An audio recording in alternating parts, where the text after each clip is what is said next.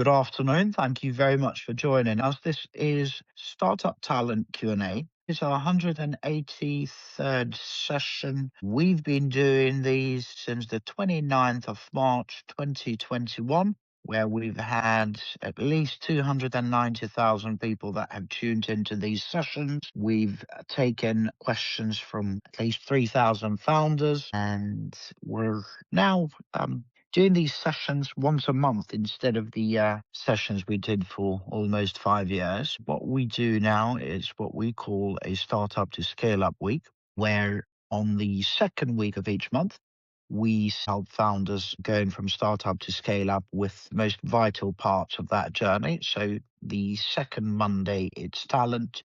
Then on Tuesday, it's product and tech. On Wednesday, it's growth. Thursday's fundraising. These are from 12 to 1 p.m. UK time. And then on the Friday, we do two sessions. At 12 o'clock, we run one with lawyers, and that's Startup Legal Q&A. And at 1 p.m., we run one with CFOs and accountants, and that is Startup Finances Q&A, 1 to 2 p.m. They're all audio only via Microsoft Teams, which means you can tune in and join from anywhere via any platform or device. There's, by the way, no wrong questions. There's no need to be shy. It's a learning curve for us all. For those of you listening to the recording, bear in mind that we no longer run live streams. Therefore, if you're here live, you're here live, and that's it. We do, however, record these, and we'll eventually release them as podcasts after we edit them, so do keep an eye out for those. On the other hand, as always, today's session will be pretty straightforward. We'll have some quick introductions. Then I'll be asking my amazing panelists for their do's and don'ts when it comes to early stage hiring. And then we'll start taking questions from the founders. Obviously, priority is given to founders who ask these questions live here on the sessions. And all you have to do is drop your question in the chat. We'll give you the mic, you introduce yourself, fire away with your question, and we'll take it from there. If, however, you're not here live, I guess we'll have to go to the questions that some of you have sent in. Without further ado, my name's Anton Call. I'm an Albanian in London working with startups normally. Right after they get investment, I embed within their teams and help them hire and keep the right people. I also do some growth advisory work with a few other startups and some accelerators, as well as helping some angels and family offices with their due diligence and their assessments. Start with the ladies. Some quick introductions. My name is Margaret. I have been working in talent space for 2 decades, mostly as a recruiter, hiring for tech companies of different sizes, both startups, Series A, B, C, and D, and also for larger tech companies. And I've hired very internationally and across all business functions and engineering and product. Apart from that, I do interview, training, and coaching, and I'll be happy to help with anything related to hiring, interviewing, and training. Hi everyone, my name is Lou Matthews. I have a background in scaling tech startups and global teams, and I launched Culture Craft last year, where we help Series A to C founders build culture as an operating system that readies them for scale. Hey everyone, my name is James Peters. I have around 2 decades as well in product and engineering hiring, currently at Cisco, previously been at Meta and Skype before, and also spent 6 to 8 years working with anywhere between Series A to Series C startups in London. Thank you very much to all three of you. Rosie joins us later to introduce herself as well. In the meantime, how about some do's and don'ts? I'm sure you've had your fair share of things that founders do wrong and stuff that you've also been impressed. So what would you say is one do and one don't when it comes to early stage people, HR or hiring or whatever aspect you want to look at? Amazing. So for myself, from a hiring do is I would say do define the problem before the role. Always feel clarity beats headcount. Always hard to solve a specific bottleneck you have right now. And or don't skip alignment on pace and standards. Always find a misaligned speed kills momentum. Do hire for the role, that you need right now. It's always a fine balance in those early days to kind of get right, thinking ahead versus what's in front of you at this stage. In that very early stage, your headcount is probably too small, and the burn is feeling very, very real to hire ahead of yourself. So, not thinking too far ahead in terms of head of functions. You really need strategic operators, right? People who can actually roll up their sleeves, but also keep that eye in the future too. So not overly structuring things and getting ahead of yourself at that point. As far as don't, probably similar to James, don't skip the diagnostic piece. It can be tempting to hire in broad generalists, particularly in the HR space, who can manage the end to end. Those people and that talent exists. It needs to be targeted the right way, so you're solving the right problems. Otherwise, it just becomes an incredibly expensive scoping exercise. So to have a slightly different do, so I would say invest in proactive outreach. So many strong candidates will never apply to a startup job posting, especially if the company is still relatively unknown. And I think founders often underestimate how important that outbound recruiting is. So apart from, of course, asking for referrals of your existing team, if you already have some team, also target people who are already doing the job well elsewhere and just reach out with a clear explanation of why the role is interesting. That's actually how I got my role in a startup called Yieldify over 10 years ago. The CEO of the company reached out to me on LinkedIn himself, which I found was quite interesting. Anyway, it took a while, but in the end, I ended up getting a role there. So I think personalized outreach that references candidates' work will always outperform generic messages. And in terms of don'ts, just don't hire senior people purely based on big company titles, because a VP or director from a large organization doesn't automatically translate into a strong startup leader. It's such a different environment. So what matters more for a startup is whether the candidate has built functions from scratch, whether they've hired early teams, whether they actually operated without large support structures. So if you're hiring for a leadership position, just ask them how they built something new, not just how they managed an existing. Amazing stuff. Thank you very much to all three of you. Right here, a quick reminder to everybody. This is Startup Talent Q&A. It's our 183rd session. We're here until 1 p.m., so only 49 minutes to go now. The idea is quite simple. If you're a founder in the room and you've got any questions on how and where to find and keep the right people, or perhaps how to develop them, how to empower them. Maybe you want to know how much you should pay people, how to do a job spec, or perhaps how to put a job ad out there. Anything to do with the people sphere, this is the place to be. All you have to do is drop your question in the chat, a question that was sent in to us, and I've dropped it in the chat. Once you've done that, we'll give you the mic, you introduce yourself, and then fire away with your question. There are no wrong questions, and there's no need to be shy. It's a learning curve for us all. To make things more interesting, we will be timing our responses, i.e. the panelists' responses, to 1 minute each. And also the founders, if you can try to keep it to around that time, that would be great. We'll go through some questions that were sent in to us, but if you've got any questions that are live, i.e. from the founders that are in the room, they will take priority. So please drop them into the chat ASAP so that we can then unmute you and give you the mic. So, by the way, panelists, if you'd like to read the questions that I'm reading out loud for the recording and for the podcast, please have a look at the chat and to refer to it. So, another thing I've had to do is that whilst I am very grateful to a lot of you that send questions in writing or messages or emails and so on, it would really help if you can add some meat to the bone, because often they are not very clear, won't have enough information and so on. So thanks to ChatGPT, what I've done is a lot of these questions, most of them, I've put them through ChatGPT and asked it to reformat them in a way that I thought made more sense. So hopefully I haven't changed the meaning of your questions. That's why I'm mentioning that caveat. Nonetheless, here's the first question of the day. I'm one of 4 founders at a Series A startup in Cambridge, building a hard tech mixed reality studio pipeline for creative teams. We brought in a learning and development lead to professionalize growth without slowing delivery. Right now, development is ad hoc. People learn in silos.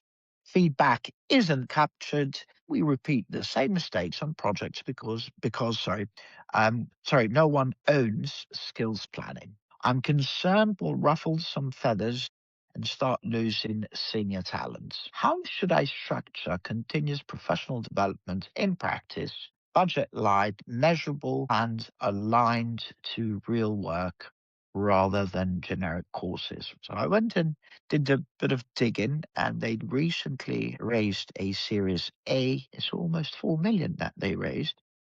From what I could see, at least on LinkedIn, they have 26 people. So quite a team, I should say. Really interesting question. And actually, reading between the lines a little bit, the answer for me is less about an L&D strategy or program and more about that ownership piece. And what I'm seeing is, a real lack of accountability, maybe an ownership in what happens with the outputs of learning and development at your stage. And you've brought in somebody to focus solely on L&D is not just an incredible milestone for founders to have hit, but actually an incredible gift for your team that doesn't often come at that stage. What I'm seeing from your question is that there's some underlying behaviors, probably without any ill intent, but that lack of ownership. And that's something that I would really look at and question. Where has that come from?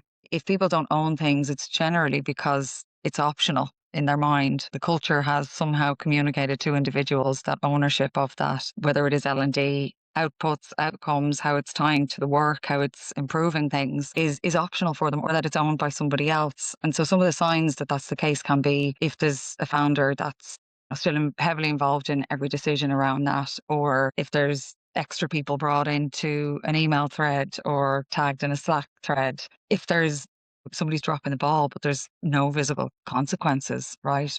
People read that as ownership is shared, which effectively means nobody has ownership of it. And so when you look at L&D, I would probably be considering how is it driving the right behaviors in your team rather than specific, areas of subject matter expertise or broad leadership. How can you drive clarity, consistency, and alignment and have people take ownership of ensuring those things are upheld? I always describe culture, or the holy grail of culture, as shared ownership. Everybody feels responsible for the success of the organization. From what you've described in this particular example surrounding L&D, it doesn't sound like that is the case. And that's not unique. That's often the case in organizations, but it's not impossible to achieve. And if you achieve that, people start to do things for themselves, start to make recommendations, start to act without your involvement in it as well. And so I think this is perhaps less about structure and more about where your L&D focus, budget, effort is aligned to. One of the things that in the early stages, and you guys may be past this, but I would always recommend for my startup clients is to, consider what your budget is and then allow people to make a case for accessing it, right? Encourage people and incentivize making a case so that there's equity in that. But there can be rules around how they access that too, right? It's not just about your personal development, but actually how does it link to our business strategy? If people can't answer that question, they're not ready to access L&D budget. Equally, how are you going to test the skills you build in your day-to-day? When are you going to schedule time to come back to the team and show us what you did with that? What follows that is accountability, right? If they don't do that, what is the consequence? And you have to uphold that really, really consistently. Those are the things I think that really drive ownership of this. This is an area that it is a gift, as they say, and you should be able to hand this into your team and expect that it's handled as such without founders' direct input on it. Amazing. Yes.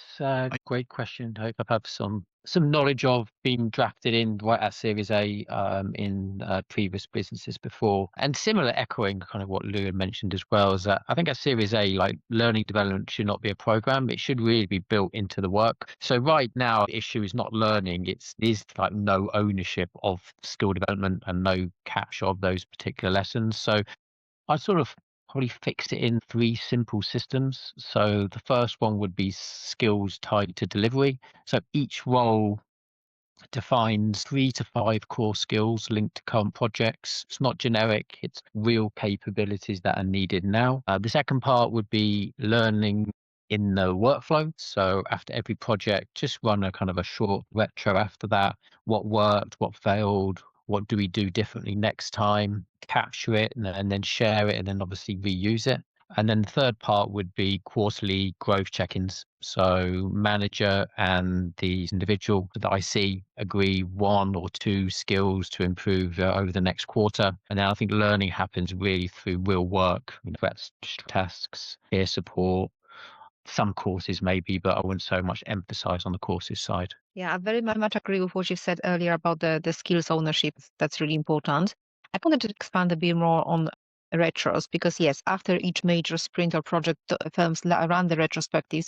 Don't just run like a general retro, add a very specific skills layer to it. Instead of just stopping at, oh, this project was delayed or this didn't work, maybe just push one level deeper and ask, what did we struggle with technically, operationally? Or where did we rely too heavily on one person? Or what skills were missing or underdeveloped in the team? Or what did someone figure out that others should know now? And then just capture that in like a very simple document, maybe on Notion. Nothing heavy. You just want to have patterns. And maybe you will start seeing things like that you keep hitting performance issues in real-time rendering, or like maybe just one person really understands a specific part of the pipeline. So at that point, that development plan writes itself. You're not guessing what training people need. It's actually coming directly from real work.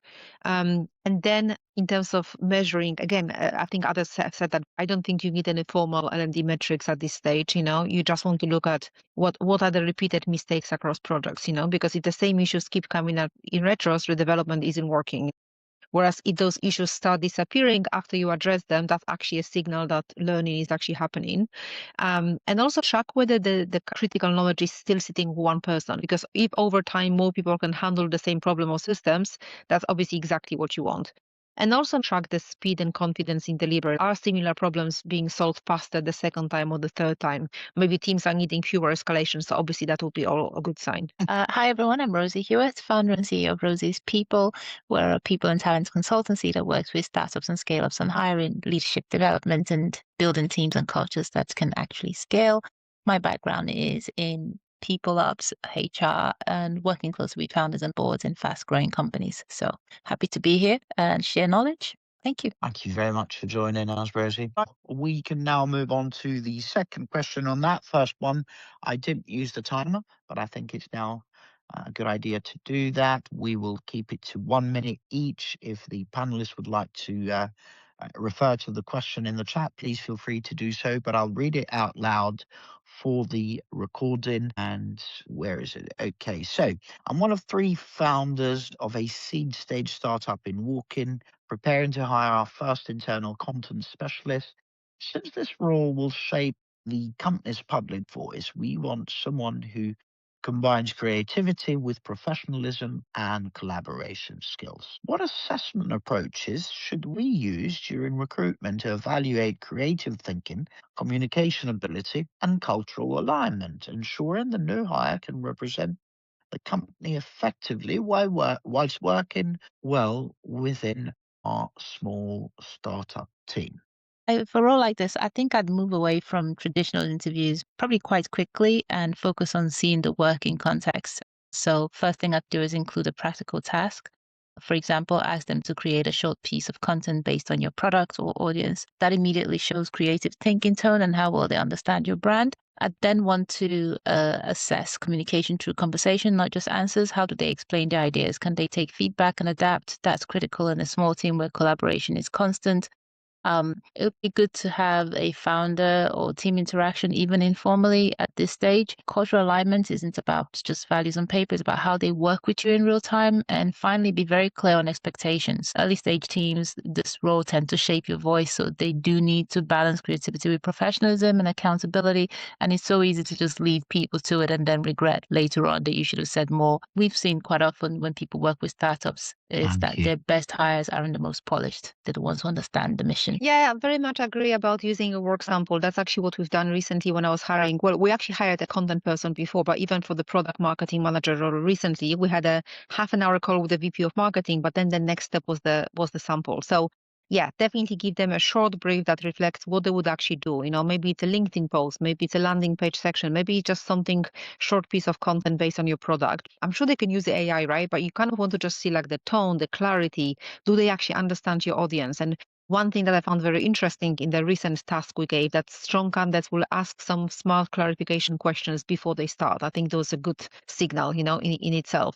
And then after the task, obviously give them feedback to see, how they respond. Do they get defensive? Do they ask questions? Do they improve their work? Then have like another interview where maybe go through the task, ask them to walk you through their approach. Why did they choose that angle? Like, how did they decide on tone?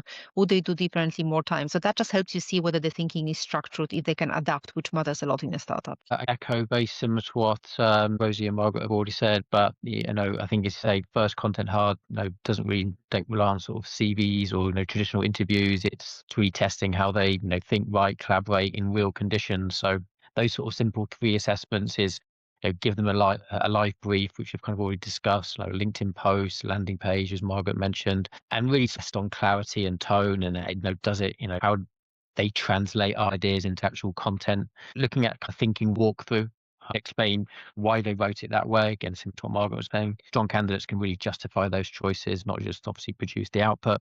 And then the third area is collaboration and tests. So it's run a short working session, give them feedback, use the brief slightly, see how they respond. Defensiveness is obviously would be sort of a red flag to look for, but adaptability in the moment is definitely going to be a green flag. So those would be my suggestions. Oh, this is one that I have felt personal pain with very recently in my own business. I have had a real headache with trying to get somebody in place, be it contractor, employee. I think this space on the whole is incredibly saturated at the moment. And what I found is that there's real subjectivity around how people define content and the right approach to it. I have worked with people who tried to sort of shoehorn our voice down their process, and I've just ended up in an endless cycle of strategy documents and more strategy on top of strategy and very little execution. So I think there's a few things with my personal experience and client experience that I'd say you can bring into the process. Firstly, I would consider paying for a brief. Something very small that just is, we want you to spend a couple of hours and we'll pay you $100 or pounds, whatever it might be, to complete the brief. And that will really help filter out anybody who's a bit of a passenger and tells you immediately how seriously people take the work and your time. When you say collaboration, in my experience, this actually means managing up. And what I would do at interview is ask them who they'd see their stakeholders to be in this role. If they're saying things like, that's the founding team, you have a narrow operator. But if they come back with internal and external customers, community partners, that's somebody who really understands content as a commercial function and not just a production input-based task. Thank you. AI, when it comes to content, is also a really big one. I wouldn't ask if they use it, ask them how they use it. I have seen the outputs of overuse with very little QA, and I think you have to assume they're going to use it. Anybody who says they're not in a content role, I don't know if they're being entirely honest. So ask them how and bring that into a brief and really just push them on the role definition and really helping you understand their thinking when it comes to content. What does that actually mean? Is it a social media manager to them? Is it a content strategist? Check if they have a view. Do they push back with your interpretation of it as well? And finally, I would just ask yourself, as far as the success of this role, on day one, if this person started, can you hand them who your ICP is, what their pain points are, how you position yourself with explicit clarity for them to be successful? Because I think that was a big learning for me as well. I need to do the legwork to make sure if I bring somebody in, they can be successful in the role very quickly. Thank you very much. Let's now move on to the next question. So, this is a Mancunian. I'm the co-founder of a health tech startup in Manchester, preparing for Series A, where we build mobile applications and monitor chronic conditions in elderly patients. With limited resources, we struggle to retain our technical team, as they are frequently approached by larger firms offering better financial incentives. How can we craft a compelling employee retention plan that focuses on purpose and professional growth, ensuring that our team feels valued for their unique contributions?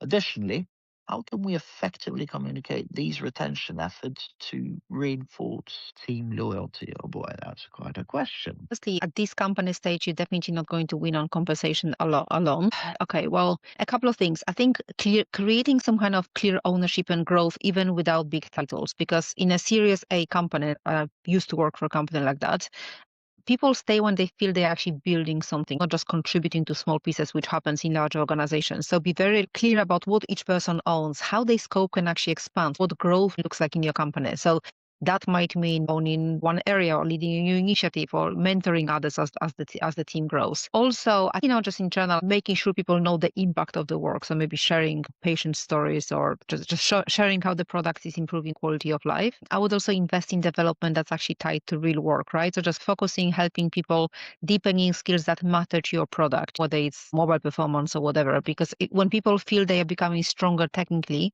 they are less likely to leave. And also checking in regularly with people. People want to feel valued. Great question. Again, have similar knowledge in this particular area as well with working with Series A in the past. So, and as you say, you can't outpay against bigger firms, but you do win on things like meaning and growth and proximity to impact. So I would focus on three things. First is make impact visible. So really show how your product improves real patient outcomes. Look at things like stories and data and feedback. Engineers stay when work feels meaningful and less so they don't when it's just abstract. The second is create clear growth paths. So not just titles and skills and ownership, but what does it really look like for this person over the next 6 to 12 months? If growth is unclear, this is when people like ourselves and recruiters can step in. And then the third is real increased ownership and voice. So really involve the team in decisions, let them shape product direction. People stay when they feel heard, trusted and valued. Similar to you, James, open communication, total transparency. How I would probably shape that would be to educate people on the business context, the business model, startup life, cash runway, be very open and honest about what that looks like and how every decision impacts that. Right, so you lose this hierarchical view of how decisions get made around compensation, and people can actually understand with logic and clarity when no has to be no. That's a rarity, but at your stage is something that you can actually build into the culture and will actually only help you run faster as you grow. The second thing that I would do is, rather than thinking about this at an individual level, look at your operational leadership layers, whether you have line managers or not. Who are the leaders that are actually day to day spending time with the people doing the work and closest to the work? Those are the individuals that I would invest in as far as their capability to have development conversations, to find development opportunities, because that's how you can multiply the effort. I think that everyone's kind of covered most of it. I would say for retention in the health tech, keep the work interesting, offer equity. And when I say offer equity, don't just offer equity in a way that's going to be looking over the rainbow and trying to find a golden pot that you're never going to find. It needs to have a context and make it seem accessible. So you need to have tiers in how people can feel engaged with having skin in the game. So how you shape your equity could actually be a huge benefit to you in this scenario. The rest of the panel have talked about all the different things you could be doing from an operational perspective, from cultural perspective. I would definitely reinforce what they've said as well. There's an opportunity in this organization to actually find a way to leverage their equity with their team, especially if they're worried about retention. Be consistent with communication, be open about finances, give regular updates just so that people have commercial context of what's going on and can make informed decisions. And with that equity, you will find that you may actually end up growing and hitting your milestones much faster. A quick reset of the conversation. This is Startup Talent Q&A. It's our 183rd session. We're here to help founders with whatever questions you may have in terms of that journey of yours from startup to scale up and the people that you need on that journey. We've recently changed from weekly sessions to monthly ones. The idea is quite simple. We run now what we call Startup to Scale Up Week, where on the second full of each month, we bring together some of the top people in our startup ecosystem to answer any questions you may have that you need advice or some ideas on. On Mondays, we, as you can see today, it's talent. Tuesday's product and tech, Wednesday's growth, Thursday's fundraising. These are all from 12 to 1 p.m. UK time.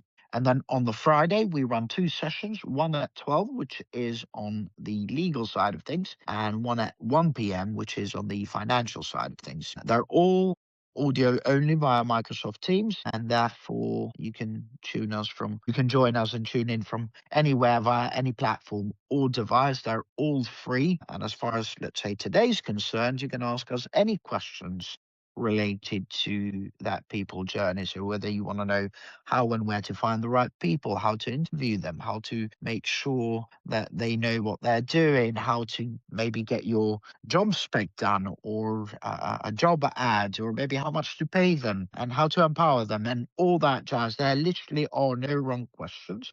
As always, priority is given to founders live in the call, and all you have to do is drop your question in the chat. We give you the mic, introduce yourself, and then fire away with your question. So in a nutshell, you bring the questions and our amazing panelists will find the answers that work for you.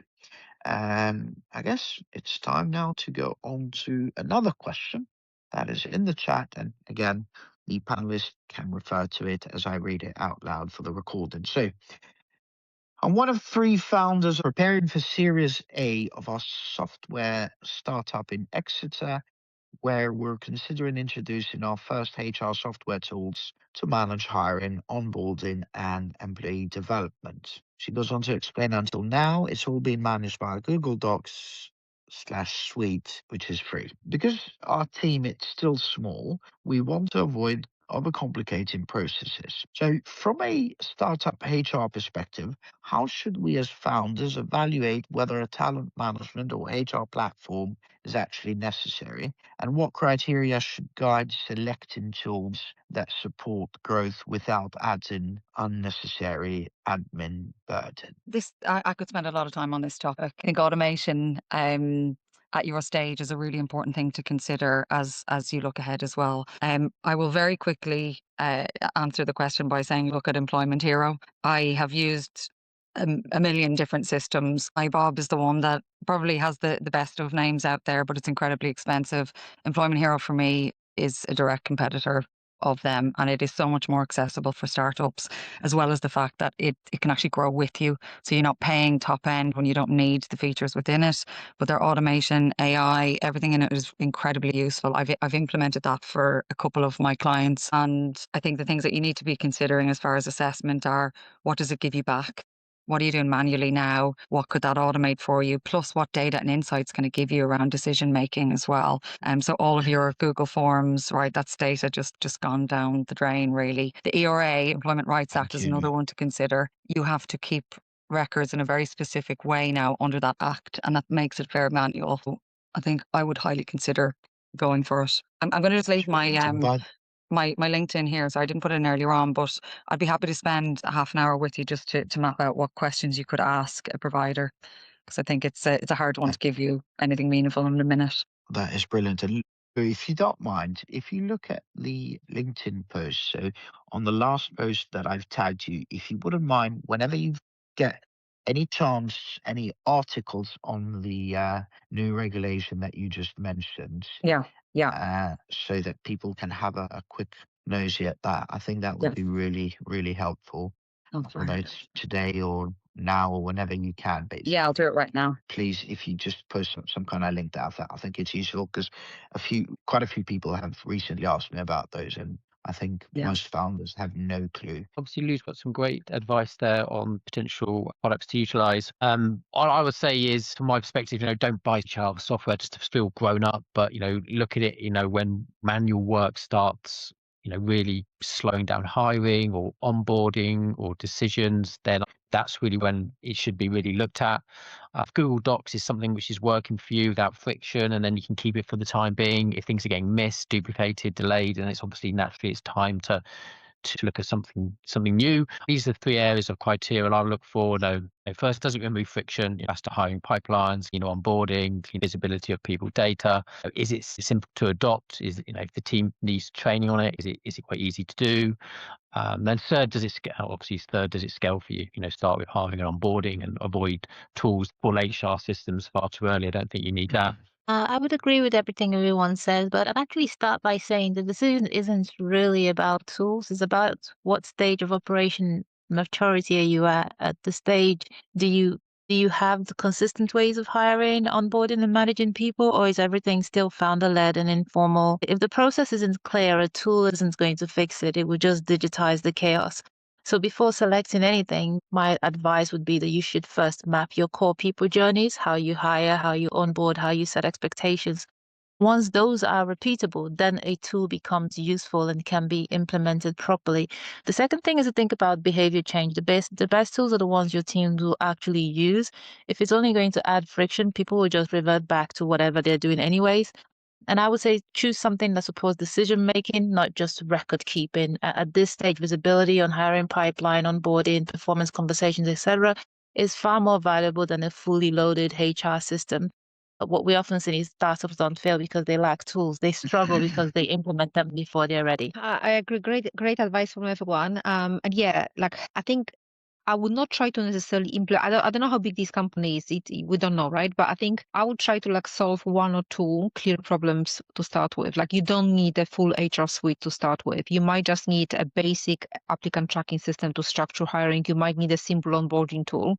So you can start narrow and actually expand later. Also, you want to make sure it's easy to use, right? Because if the tool requires training or people avoid using that, it will completely fail. So you just want something that's quite easy, that's quite intuitive, that fits with how your team works. And again, avoid any kind of like enterprise-like systems, that require constant updating and heavy configuration, because you don't want to create new processes to manage. Find a tool, of course, that can grow with you for the next year or 2 years, but don't over-optimize for a future team of 500. Maybe test one tool at a time with a clearer success metric, maybe reducing time to hire or having onboarding become a bit more consistent. What's the operational problem you're looking to solve?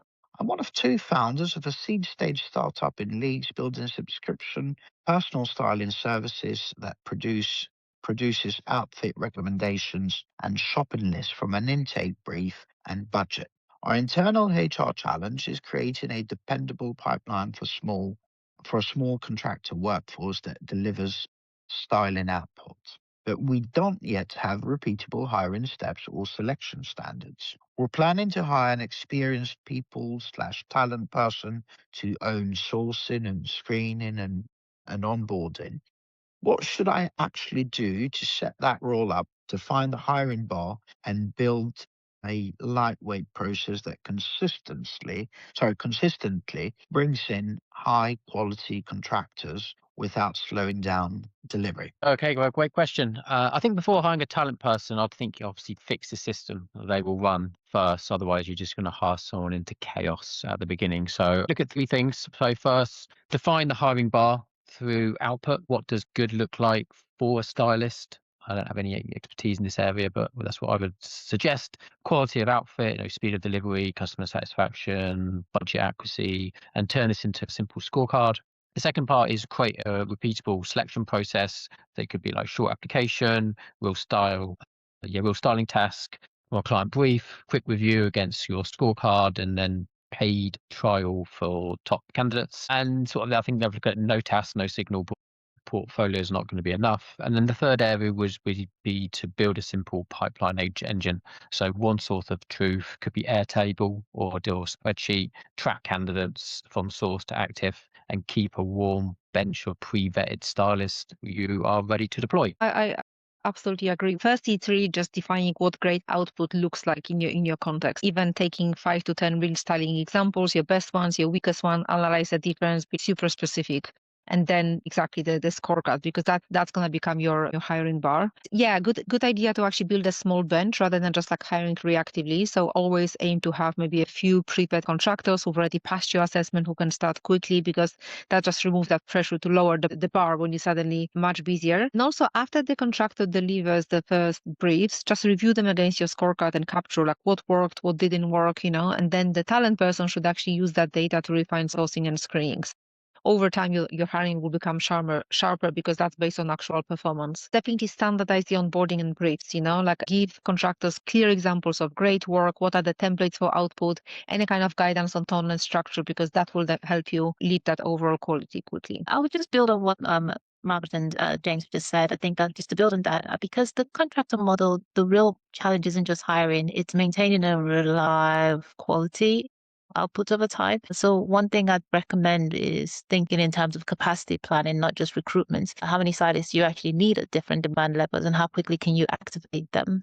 That shapes how your pipeline should work and helps you to sort of inform decision of how robust your pipeline actually needs to be. The second is creating tiers within your contractor pool. For example, highly trusted stylists who handle complex briefs and newer ones who take simpler work that helps maintain quality while scaling. And thirdly, don't overlook the contractor experience and retention. If your best stylists aren't getting consistent but clarity, they'll disengage and then you're constantly rehiring and searching. My experience, good stylists are actually very hard to find and very competitive. And finally, your talent hire should not just sourcing, but quality assurance and feedback loop stays consistent as it grows. I think now we have time probably for one last question. Right, so this is up in Scotland. I'm one of two founders of a pre-seed education startup in Carlisle, preparing to hire our first full-time employee after relying mostly on freelancers. Because we've never onboarded a permanent hire before, we're unsure what the essential elements should be beyond simply explaining the product and current priorities. We want new hires to quickly understand expectations, culture, and how decisions are made in our small team. Now, from a startup HR perspective, what should we prioritize in our first structured onboarding process to ensure new employees integrate quickly and feel confident contributing from the start? So let's first hear it from a recruitment point of view. How do you set things up for onboarding? So we'll start with Margaret, and then I guess from a HR perspective, we'll talk to Rosie, and back again to hiring and recruitment. Last but not least, James. Margaret? I would make the expectations very, very clear from day one. What you can do in terms of recruitment, on our job descriptions, we tell candidates what we want them to achieve. I can't remember if it's 30, 60, and 90 days or like 30 and 90 days, but in general, you want to be very clear on what success looks like in the first, 30, 60, and 90 days. What are they expected to deliver? What does good look like in your company? Because in small teams, this removes a lot of uncertainty and helps people prioritize. And you can put this information, maybe not in so much detail, maybe without any metrics, on the job description as well. When we did that at Mixmax, that actually really helped the fact that they knew what they would be expected to deliver. In terms of how decisions actually get made, obviously you need to explain that, right? Who decides what? When should they ask for input versus just moving forward? So you need to give them that context early to help them operate independently. And also people integrate faster when they are doing real tasks that matter. So even if it's a smaller piece of work, it just should be something that they own and can complete in the first couple of weeks. And then check-ins, maybe weekly, one-to-one in the first month, and maybe later it's going to be not weekly. Basically, they should really understand what's expected of them and how the company operates. Fantastic points that Margaret have started with. I would say that obviously clarity, early ownership, regular check-ins, those are fantastic, and it's important to make them explicit. In early stage team, a lot of how the companies operate sits in the founders' heads. So how decisions are really made, what good looks like, how fast things move. If it's not articulated, new hires spend a lot of time second guessing. So communication becomes the most important part of everything. The one thing I'd recommend that would actually help quite a bit would be a how we work guide. It's not a policy document, but a practical reference, how we communicate, how we prioritize, how we make decisions, etc. The second is obviously defining what does good actually mean in this company, not just the role. That includes behaviors, ownership, pace, quality. So they understand the standard they're stepping into, because you can define the roles, but you also need to sometimes define the behaviors, because that's going to drive the culture that you're actually going to be creating. And onboarding should be treated as a two-way process. So create space for the new hire to reflect back what they're seeing after a few weeks. That's often where the biggest improvements come from. That's usually what turns good onboarding into something that actually scales. Yeah, fantastic answers so far by Rosie and Margaret. We're trying to sort of offer a different angle. Just onboarding should not be about information. It should really be focused on things like clarity and confidence and early contribution they can make. So I look at 3 or 4 things. The first one would be set clear expectations from day one. What does success look like in the first 30 days? What do they own? What good looks like? Second part is explain how decisions are made. Who decides that? How fast? What gets debated? What doesn't? This removes hesitation immediately. And the third part is show how the company works. So not values on a slide, no real examples, how you handle pressure, trade-offs, mistakes. And then the fourth part is to give them an early win. small but meaningful tasks that they can compete very quickly in week one. I think confidence comes then from contribution, not from just onboarding documents. What an amazing session we've had today. We are now a few seconds away from 1 p.m., which means it's time to wrap this up. Before I let you go, time for some quick parting words, Steve. We'll start with the ladies. Thanks, Anton. Thank you, everyone. I'm happy to have been here and shared my 2 cents with you. Do connect on LinkedIn and make sure you join the show regularly. They have different options to support you for different stages of your business that you're growing, and have fun with it. Thank you very much. I thought the questions were actually excellent. Echo what Rosa said before she left. And Margaret, yeah, great questions today. Great to be involved. Thanks for having me, Anton, and everyone in the team. And look forward to the next one. Have a great day, everyone. Quick reminders. Number one, obviously, this was Startup Talent Q&A, our 103rd session, where we helped founders with questions on finding, keeping and empowering the right people. This was day one of our Startup to Scale Up week in April. We run a few other sessions, as you can probably see on the screen. We run on the second Monday of each month a Startup to Scale Up week. So Monday it's talent, Tuesdays it's product and tech, Wednesdays it's growth, Thursdays fundraising. They're all from 12 to 1 p.m. UK time. And then on the Friday, we've got 2 sessions at 12 o'clock. We've got one on the legal side of things where some lawyers and general counsels join us on the panel. And then at 1 p.m., we've got one on finances where CFOs and accountants join us on the panel. Please do register to join us on the future sessions this week.